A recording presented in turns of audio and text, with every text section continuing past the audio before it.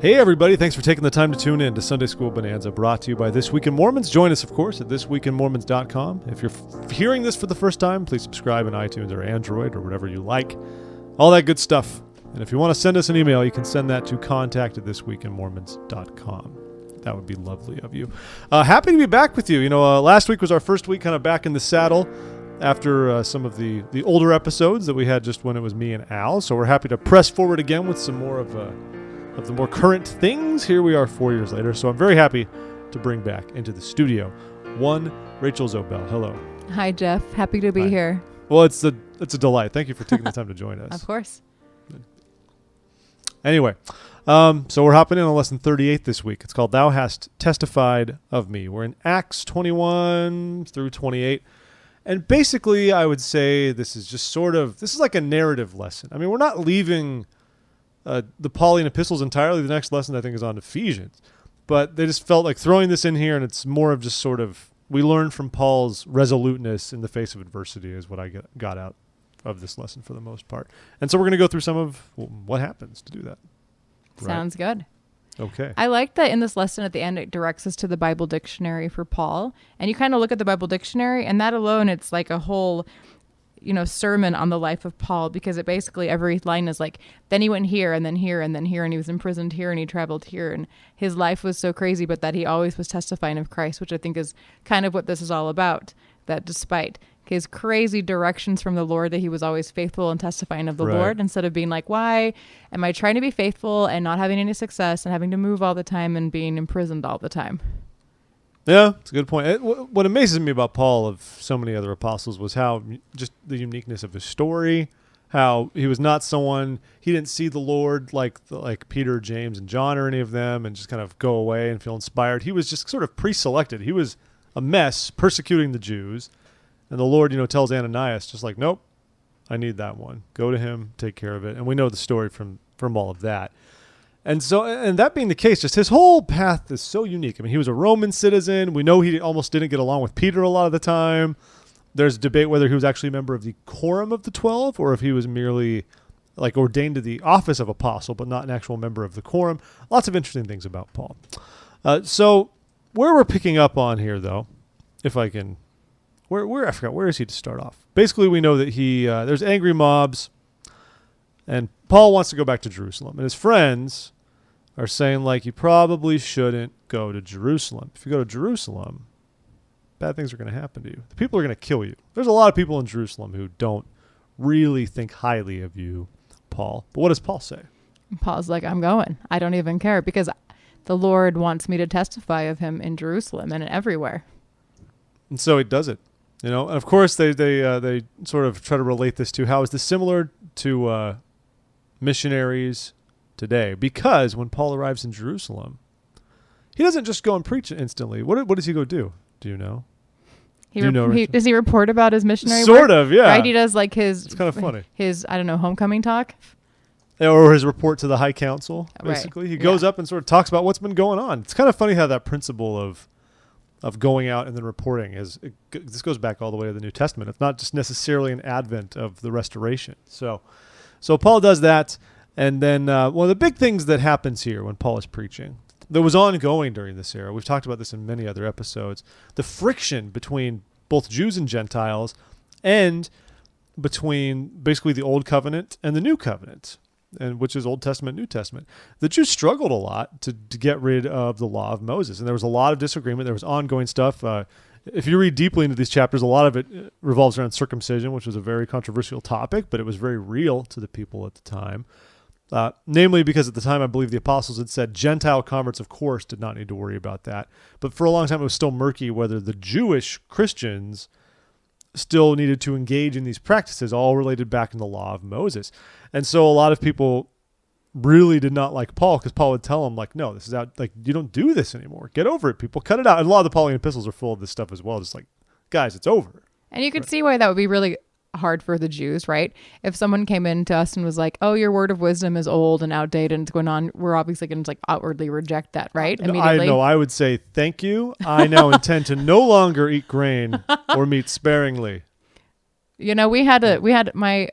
talked about this last week in my ward about the word of wisdom and how grain is good. And I always kind of sadly like don't think that way. And so Do you I've have been celiac disease? Is that what this is about? no, I just and so I've been making more grain this week, and it's been a real blessing for my husband. So, But not for you. it's been okay. Great, good deal. Yeah. But well, now you made me lose my train of thought. My goodness. But it's a good point there. But what does Paul do? This is a very fascinating passage that I wasn't super familiar with. So what does Paul sort of tries to appease the hard-lining Jews then, and kind of find a halfway place in between. So do you know what he does? What does he do? Do you know?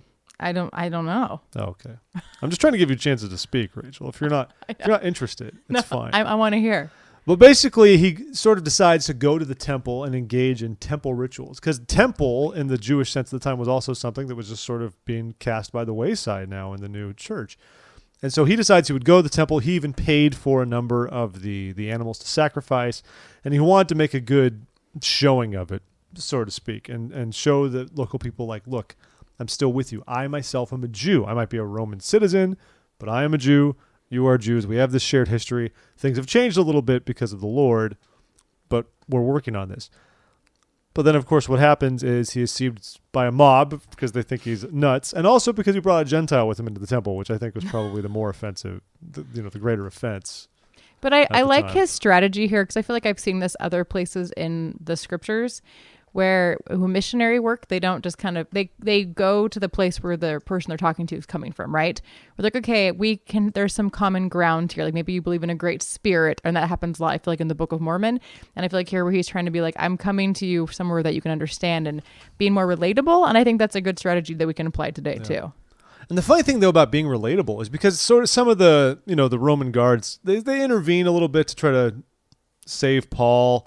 And we'll get to some of this, but it's funny because they give him a chance to speak to the people, and it's one of these little things where Paul doesn't speak in Greek or Latin, which he knows. He speaks in Aramaic, the language of the people, which is like, you can see how he wanted to touch the people he was trying to teach, even though the Roman guards sort of saving him probably assumed he would speak in one of their tongues out of respect for helping him out. So he just switches to the language of the people he's teaching. Very similar to the way the Lord always spoke in terms and parables in ways that would be understood by the masses and were often totally, unintelligible to the Pharisees and the Sadducees. And that's awesome. But he still gets arrested. That's what happens. And he has to go before the Sanhedrin. So things get exciting in that instance, don't they?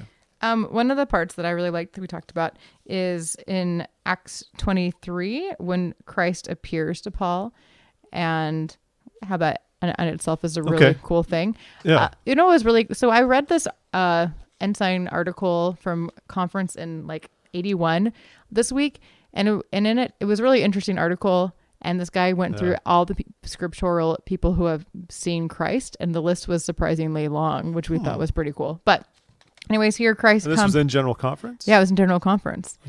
I want the link. I got to send it. It was a really great article. I'll even share it with this post. If Perfect. You send it to me. It'd be good. Everyone will love it. But in here, when Christ comes to Paul when he's in prison, he says, "Be of good cheer, Paul, for as thou hast testified of me in Jerusalem, so must thou bear witness also at Rome." And I think of that and how I'd feel so burned out by that. Right? Because I'm like, what just happened to him? He is giving it his all, right? Yeah. He's being as creative as he can, trying to appeal to everyone in Jerusalem. And then to say, oh, it's going to be like this in Rome too, and I'm supposed to be of good cheer. But I don't know. I think that's so applicable to everybody, right? And not only that, when you think about what would go on with Rome, the Romans were pagans for lengthy periods of time. And like I served a mission in a Catholic country, so I still have that foundation to work with. Mm-hmm. And when he's teaching the Jews, and even the Gentiles, they have some things where they run up against each other, but there's still a foundation there. Imagine being called also to say, guess what? Now you need to go teach these effectively pagan people who are aware of what's going on here, but then give them a testimony of Christ whom they've never seen, heard, and everything this is based in is just alien to them. Right. Like I picture friends of mine who have served missions in like Japan or Thailand and stuff like that, and they have to. It's different, I can't process that because mine was just not Catholicism, Mormonism. Well, I was in Tokyo this year, and when we went to church, the missionaries were talking about that, how it was cool when they would meet an English speaker because they didn't have to start their lessons by being like, this is what God is. They could talk about like commonalities, but how it is a totally different situation. And I mentioned to you earlier, I'm reading a book about ancient Rome right now, and I've been really wowed by how they're portrayed as just being like these awful people. they're just like don't have morals. They're I've not. seen Spartacus. Yeah, you totally get it. They're just not good people, and think like, oh great, now I have to go to Rome too, Yeah. which is be of good cheer. But that's I think that's a great example to us that he is obedient though. But I'm going too fast. No, it's fine. And he really is obedient. But at the same time, of course, his charge to go to Rome is what saves him many times while he's out definitely. in the Levant. Because once again, he gets saved because, there's a bunch of Jews plotting to kill him and they won't succeed. And once again, he's sort of what happens. It's almost like Roman guards sort of beat him up intentionally to sort of take over the situation. But it's a favor in that sense because Paul can't be taken by the mob of Jews. And once again, there's this great exchange when they're hitting him and Paul's finally like, because you can't do that. As a citizen, he has so many other rights that others don't. And he stresses, like, I'm a citizen. I was born this way. He was born up in Tarsus, and at the time, Tarsus was sort of this free. It was a birthright situation where you were born, like birthers in the U.S., basically, right? It was birther citizenship. So that's what he obtained, but it saved him these countless times, and he was able to even demand a trial before Caesar. And that's interesting, because that's a great way to get his ticket to Rome in a way. Right, and he's like, I'm being obedient and saving my life. Yeah, and so after he hangs out with Felix for a while, the Roman, for 2 years actually, he's imprisoned by Felix. Not much goes down there. There's Festus, of course, and then he eventually gets bounced over to King Agrippa, which is a famous exchange. Another Roman leader. And by the way, if you've ever, all throughout this lesson, they encourage you to look up the old video I keep wanting to call him Danny Bonaducci, but it's not. It's Michael Ballum. Danny Bonaducci is a totally different person. We've seen the Michael Ballum video of him portraying Paul. It's late 80s. It's a little dated now, but it's got a good impassioned performance. And even this lesson suggests perhaps use it, show segments and pause in between.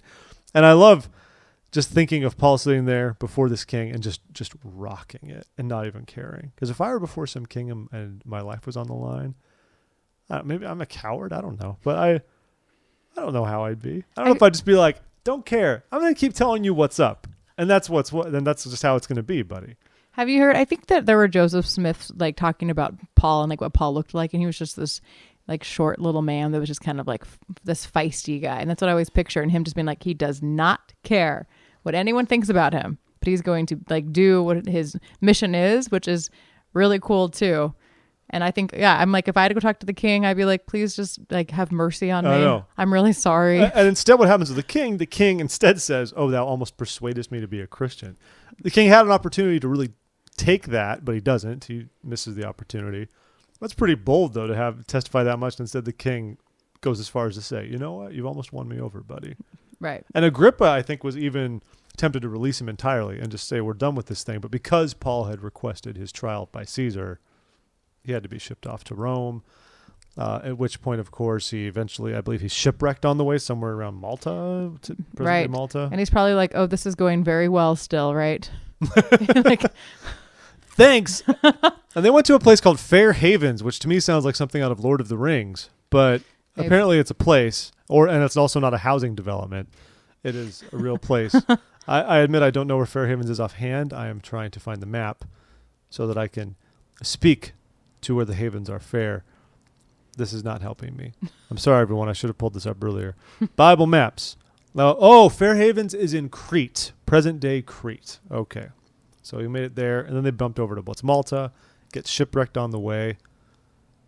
Anything of note during the shipwreck period that spoke to you? No, I kind of like this idea of Paul's journey and his quest for obedience and how just nothing's going his way, but that he keeps on keeping on, right? I think it's really cool. And I think that's kind of to me, that's what the take home from this lesson is no matter what, how everyone was like, you're a fool, Paul, you're going to die. This is a really bad idea. He doesn't care if he's going to die. Yeah. That's the other thing. He doesn't care. He's like, I'm doing what the Lord asked me to do. And it doesn't really matter because I think a lot of times, if I was going to do something or a calling or follow the Spirit in my life and I was symbolically shipwrecked, I would probably be like, well, I'm just not going to keep on going. Right. But instead, he says, nope. Got to soldier on. Yeah. Got to put my head down and power through. Paul's the man. And the blessings that he gets, of course, he wins converts. Good things do happen. Even when he's in Rome, it's very interesting because he's actually kind of given a lot of freedom, even though he's awaiting trial. He basically has a house in Rome. He just kind of hangs out. He's able to preach the gospel. He's able to do his thing. I mean, eventually, of course, Paul's life ends when he's crucified in Rome. But during this whole stretch, he has a lot of autonomy. And it's amazing the ways the Lord opened up for him to be able to carry out his responsibility. It was not just this was not pure trial of faith, like go to Rome, and the second he gets there, he gets incarcerated and then killed, and that's just how he has to be. The Lord opened up so many avenues for him to be able to really do his job as a missionary before the end had to come. And the manual even asks, I mean, it says how after several months, Paul finally reached Rome and he was again imprisoned, which you're like, well, that's a real bummer. But then it says, how did he turn this seeming setback to his advantage? And that's just what you're getting at, that he was given this freedom. So he spent all his time teaching the gospel and testifying of Christ. And I just think Paul's great. And that's the idea of this lesson, that Paul's great. Good. By the way, I think I was saying before Paul was crucified. I'm actually not sure if Paul was he actually crucified? I feel like it's not really explicit in the scriptures, but it was saying that historians think that he died a martyr's death around AD 65. So I'm not quite sure. We know that Peter, of course, was upside down. So I might redact that. I'm not quite sure if it actually was that. So sorry, listeners. You can still trust me on other things. So yeah, Paul is great. Do that. Watch the video. Study the lesson. Read the book of Acts. See what little bits of it you can glean. You could build a whole lesson on even one of these sections that we talked about and the themes contained therein. And that'd be great for you. So that's going to be that one. Rachel, thank you for being here. Thanks, Jeff. Always a delight to have you. I'm glad to have time to think more about Paul. This has been great. You are a capable and terrific individual. I almost said woman, but I don't see a gender. So, human. And I am Jeff, and I thank you all for taking the time to listen to this podcast, which covered Lesson 38, Thou Hast Testified of Me, from the New Testament Gospel Doctrine Manual. Please join us again next week to prepare for another edition of